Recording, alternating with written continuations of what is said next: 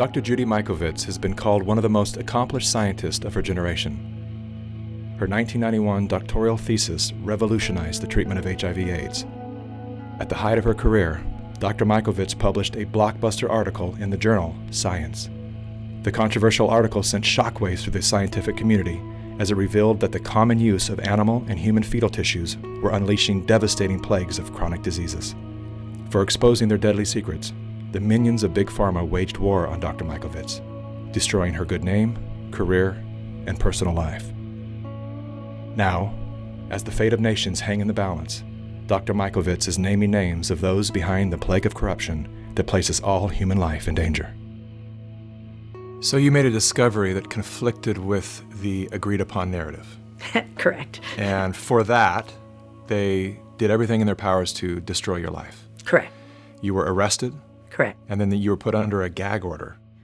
For 5 years, if I went on social media, if I said anything at all, they would find new evidence and put me back in jail. And it was one of the few times I cried, and it was because I knew there was no evidence the first time. And when you can unleash that kind of force to force someone into bankruptcy with a perfect credit score, and so that I couldn't bring my 97 witnesses, which included the heads, Tony Fauci, Ian Lipkin, the heads of the public health in HHS, who would have had to testify that we did absolutely nothing wrong. And so what did they charge you with? Nothing. But you were in jail. I was held in jail with no charges. I was called a fugitive from justice. No warrant, literally drugged me out of the house. Our neighbors are looking at what's going on here. They searched my house without a warrant, literally terrorized my husband for 5 days. They said, if you don't find the notebooks, if you don't find the material, which was not in my possession but planted in my house. As if you took intellectual property from the laboratory. Is Yes. that correct? It was intended to appear as if I took confidential material, names, and intellectual property from the laboratory. And I could prove beyond a shadow of a doubt that I didn't. Heads of our entire HHS colluded and destroyed my reputation, and the Department of Justice and the FBI sat on it and kept that case under seal, which means you can't say there's a case or your lawyers are held in contempt of court. So you can't even get a lawyer to defend you. So every single due process right was taken away from me, and to this day remains the same. I have no constitutional freedoms or rights. Yet you sit here. I think a lot of people would probably have just taken the retirement out early, laid low, but you have decided to come forth when your gag order has been released to write a book called Plague of Corruption, Restoring Faith in the Promise of Science, and you are naming names. Absolutely. Apparently, their attempt to silence you has failed. And I have to ask, how do you sit here with confidence to call out these great forces and not fear for your life as you leave this building? Because if we don't stop this now, we can not only forget our republic and our freedom, but we can forget humanity because we'll be killed by this agenda. So Anthony Fauci. My name is Dr. Tony Fauci. I'm the director. The man who is heading the pandemic task force was involved in a cover-up. He directed the cover-up. And in fact, everybody else was paid off, and paid off big time. Millions of dollars in funding from Tony Fauci's organization, National Institute of Allergy and Infectious Disease. These investigators that committed the fraud continue to this day to be paid big time by the NIAID. And the whole world is listening to his advice for how to handle this current pandemic. How do we know that what he's saying is what we need to be learning? What he's saying is absolute propaganda, and the same kind of propaganda that he's perpetrated to kill millions since 1984. We know from this study quite clearly that there will be a delay in progression significantly greater than for individuals who do not take the drug. It started really when I was 25 years old. I was part of the team that isolated HIV from the saliva and blood of the patients from France, where Luc Montagnier had originally isolated the virus. Alors, je pense qu'il y a toute une recherche à faire à ce niveau-là qui est négligée parce que This was a confirmatory study, but Tony Fauci and Robert Gallo were working together then to spin the story in a different way. At that time, Dr. Rossetti was out of town, and Tony Fauci says, we understand that you have a paper in press, and we want a copy of it. And I said, yes, there's a paper in press, and it's confidential, and no, I will not give you a copy of it. He started screaming at me, then he said, give us the paper right now, or you'll be fired for insubordination. And I just said, I'm sure when Dr. Rossetti gets back, you can have the conversation. And so Frank comes back, several weeks later, and is really bullied into giving Fauci the paper. Fauci holds up the publication of the paper for several months, while Robert Gallo writes his own paper and takes all the credit. And of course, patents are involved. This delay of the confirmation, literally led to spreading the virus around, killing millions. Perhaps no one expressed the anguish of AIDS better than New York writer Larry Kramer.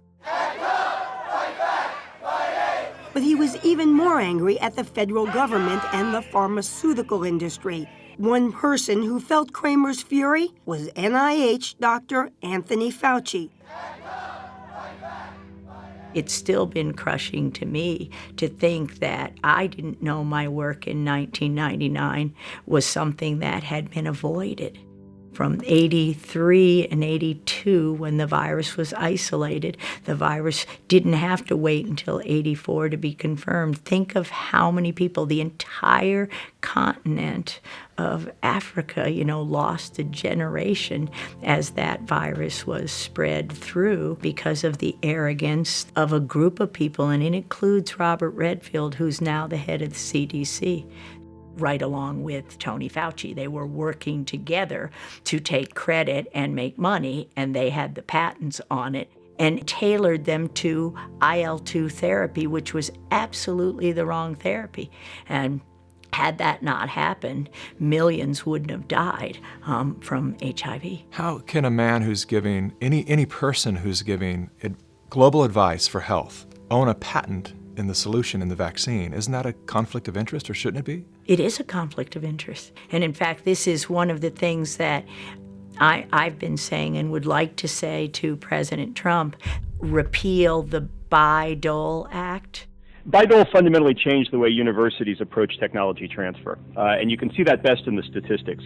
Universities obtain 16 times as many patents today as they did in 1980. Now, everybody's getting more patents, but still, universities' share of all patents in the United States is more than 5 times greater than it was before Bayh-Dole.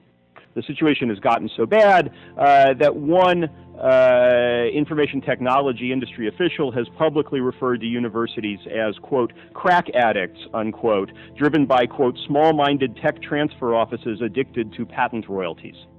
That act gave government workers the right to patent their discoveries, so to claim intellectual property for discoveries that the taxpayer paid for.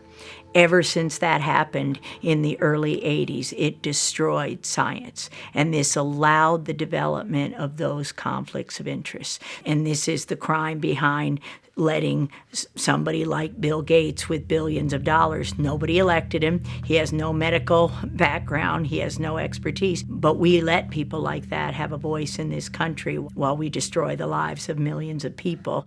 Normalcy only returns when we've largely vaccinated the entire global population. If we activate mandatory vaccines globally, I imagine these people stand to make hundreds of billions of dollars that own the vaccines. And they'll kill millions, as they already have with their vaccines. There is no vaccine currently on the schedule for any RNA virus that works. So I have to ask you, are you anti-vaccine? Oh, absolutely not. In fact, Vaccine is immune therapy, just like interferon alpha is immune therapy. So I'm not anti-vaccine. My job is to develop immune therapies. That's what vaccines are. Do you believe that this virus was created in a laboratory? I wouldn't use the word created, but you can't say naturally occurring if it was by way of the laboratory.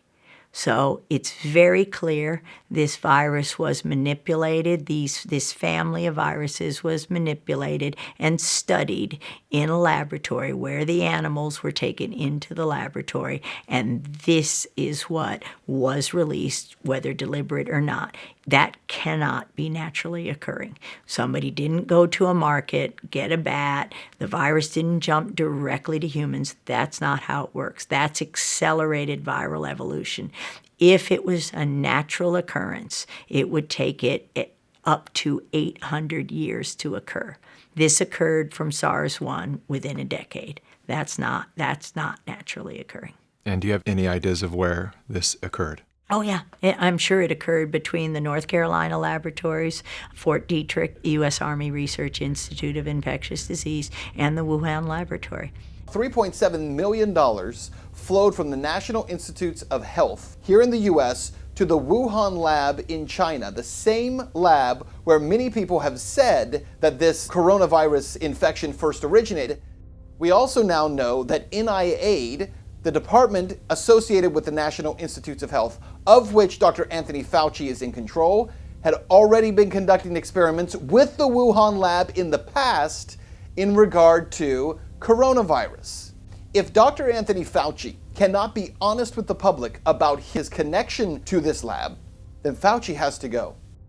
In 1999, I was working in Fort Detrick in USAMRIID there, and my job was to teach Ebola how to infect human cells without killing them. Ebola couldn't infect human cells until we took it in the laboratories and taught him. It's hard to ignore the death tolls. People have been dying. They are dying from this in quite alarming numbers. How do you reconcile that? It's pretty easy when you see, for me, when you see what the government has done, and that is that they took, quoting Dr. Birx, we've taken a very liberal approach to mortality. If my husband were to die, who has COPD, his lungs have fibrosis, his lungs would look exactly like somebody with COVID-19 theoretically, but he has no evidence of infection. So if you're not testing and you don't have evidence of infection, and if you walked in there today, they'd call it COVID-19. And we hear this from the doctors and nurses who are upset. I've seen so many doctors online that have made their own webcam videos, just perplexed by the protocol that the CDC had given them. Well, last Friday, I received a 7-page document that sort of told me that if I had an 86-year-old patient that had pneumonia but was never tested for COVID-19, but sometime after she came down with pneumonia, we learned that she had been exposed to her son who had no symptoms, but later on was identified with COVID-19, that it would be appropriate to diagnose on the death certificate COVID-19. When I'm writing up my death report, I'm being pressured to add COVID. Why is that? Why are we being pressured to add COVID? To maybe increase the numbers and make it look a little bit worse than it is? I think so. Why would they want to skew the number of deaths due to COVID-19? Well, fear is a great way to control people. And sometimes people's ability to think for themselves is paralyzed if they're frightened enough. And that's not where I want people to be. I want people to say, we're going to get through this. I'm going to use my head. I'm going to go to different sources. I'm going to listen to different sources. And I'm going to think for myself, because that's what America's about. If someone dies with COVID-19, we are counting that as a COVID-19 death. You don't die with an infection. You die from an infection. I've talked with doctors who have admitted that they are being incentivized to list patients that are sick or have died with COVID-19. Yeah, $13,000 from Medicare, if you call it COVID-19. Right now, Medicare has determined that if you have a COVID-19 admission to the hospital, you'll get paid $13,000. If that COVID-19 patient goes on a ventilator, you get $39,000, 3 times as much. And you've killed them with the ventilator because you gave them the wrong treatment. All the things that just don't make sense, the patients I'm seeing in front of me, the lungs I'm trying to improve, have led me to believe that we are operating under a medical paradigm that is untrue. And I fear that this misguided treatment will lead to a tremendous amount of harm to a great number of people in a very short time. My next question is about Italy. I want to know why Italy was hit so hard. Italy has a very old population. They're very sick with inflammatory disorders. They got, at the beginning of 2019, an untested new form of influenza vaccine that had 4 different strains of influenza, including the highly pathogenic H1N1. That vaccine was grown in a cell line, a dog cell line. Dogs have lots of coronaviruses, and that's why they're not testing there. You could just say, oh, it was that. As the country begins emerging from the worst of the coronavirus epidemic, one question remains. What happened to all the hydroxychloroquine? We know that hydrochloroquine and zinc are working great for patients. And then Fauci comes out and says, well, there's no double-blind controlled placebo study, which, by the way, Dr. Fauci, is there going to be a double-blind controlled placebo study of your vaccine? Is there? In a survey polling nearly 2,300 doctors in some 30 countries, hydroxychloroquine was ranked as the most effective medication to treat the virus. The AMA was saying, doctors will lose their license if they use hydroxychloroquine, the anti-malarial drug that's been on the list of essential medicine worldwide for 70 years. Dr. Fauci calls that anecdotal data. It's not storytelling if we have thousands of pages of data saying it's effective against these families of viruses. This is essential medicine, and they keep it from the people. Not only now, but back in autism with our discovery, there was an old antiviral drug, 100-year-old drug called Suramin, on the WHO list of essential medicine. It literally gave kids with autism a voice, a life. What did Bayer and Monsanto do? They took it away from everybody. You couldn't get it to save your life right now, and we tried. Believe me, every way we could. So when you take away a medicine, and not just the WHO, not just the WHO, the FDA, the CDC, Tony Fauci, close everything. Just end it all, and we've got a healthy world again. And we got tons of money, because we can take all that money they're making on their patents, and we can give it to the victims of this plague of corruption. Is it safe to say that anything that cannot be patented has been shut down intentionally because there's no way to profit from it, all these natural remedies that we have had forever? Absolutely, that's fair to say, and that's exactly what's going on in COVID-19. The game is to prevent the therapies till everyone is infected and push the vaccines, knowing that the flu vaccines increase the odds by 36% of getting COVID-19. Where does that data come from? A publication last year where the military who had been vaccinated with influenza were more susceptible to coronaviruses. Coronaviruses are in every animal. So if you've ever had a flu vaccine, you were injected with coronaviruses. And then to put on a mask. This doesn't make any sense. We wear masks in an acute setting to protect us. We're not wearing masks. Why is that? Because we understand microbiology, we understand immunology, and we want strong immune systems. Our immune system is used to touching. We share bacteria, staphylococcal, streptococcal bacteria, viruses. We develop an immune response daily to this stuff. When you take that away from me, my immune system drops.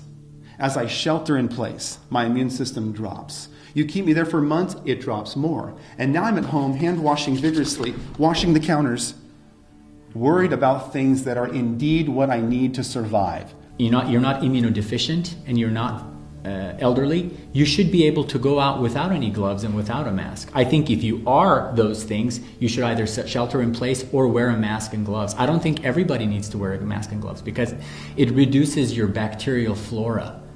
It doesn't allow you to interact with society, and your bacteria flora and your viruses, your friends that protect you from other diseases, end up going away, and now you're more likely to get opportunistic infections that are hoping you don't have your good bugs fighting for you, if that makes sense. And then as we all come out of shelter in place with a lower immune system and start trading viruses and bacteria, what do you think is going to happen?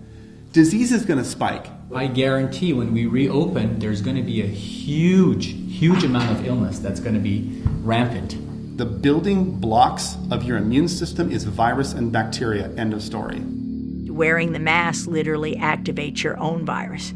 You're getting sick from your own reactivated coronavirus expressions, and if it happens to be SARS-CoV-2, then you've got a big problem. You're not the first virologist who has told me that we're doing the exact opposite of what we should be doing to contain and to create immunity from this virus.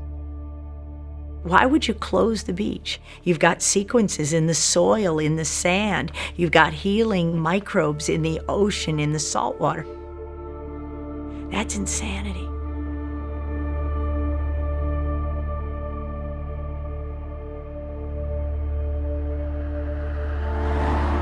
These institutions that are polluting our environment and our bodies, there was a time when they actually had to fight their own battles. But they've done such a great job at manipulating the masses that it's other people shutting down other citizens, and the big tech platforms follow suit and they shut everything down. There is no dissenting voices allowed anymore in this free country, which is something I never thought I would live to see. Nor would I accept what I've experienced since 2011. It's beyond comprehension how a society can be so fooled that the types of propaganda continue to where they're just driving us to hate each other. You want to go to work Yes. and get this disease? I think the medical profession know what they're talking about. They've been wrong so far, ma'am. They've been wrong. Hopefully, this is the wake-up call of all America to realize this makes no sense, and we win because it will take down the whole program with information like this. And for me, it's the great news that the doctors are waking up and saying, wait a minute. You doctors that are watching this, and I see a lot of you right here, why are you not getting loud? I'm here to defend you. I'm here to defend my freedoms. I'm here to defend my family's freedoms, my patients' rights to choose what to do with their life. I'm just blown away. And I'm blown away why there are not more doctors like me talking about this all over the place. We should be banding together right now. You need to wake up because your liberties are getting taken away from you all because of fake news that's out there. This is wrong. People should be going to jail for this stuff. So it's not the scientists who are in any way dishonest. They're listening to people who for more than 40 years have controlled who gets funded, what gets published. And I'm sorry to say many people will simply take the money and the fame and that support things that absolutely aren't true. What do you say to the medical professionals that are just beginning to get a glimpse of the depth to which they have been misled and steered away from their oath to do no harm? I say forgive yourselves. It's the hardest thing to realize for all of us, and is that with all the best intention, we studied, we learned what we thought was the truth. We had no idea that the data that we were being told was true was not true. We've been taught now in our schools a very different science. You don't get funded if you don't speak the party line. You don't get published. That was probably the hardest thing for me to take, is understanding that scientific journals would twist a discovery that should have healed all. Will the scientific community have the courage to answer the question of whether these diseases might have been of their own creation? Thank you. So what we did pretty much ever since I got out of jail, we started an education company. We wake up doctors, and it's very difficult.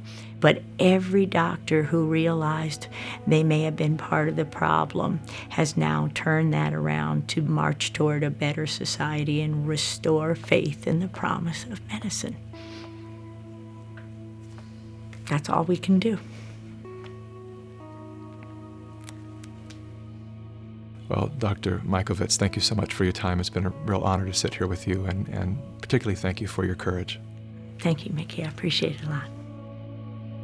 The idea that we are now a few days away from a new administration, given, as you heard from the introduction, that I have been around for a while and have had the opportunity of serving in 5 administrations, I thought I would bring that perspective to the topic today, is the issue of pandemic preparedness. And if there's one message that I want to leave with you today, is that there is no question that there will be a surprise outbreak. The thing we're extraordinarily confident about is that we are going to see this in the next few years. Thank you.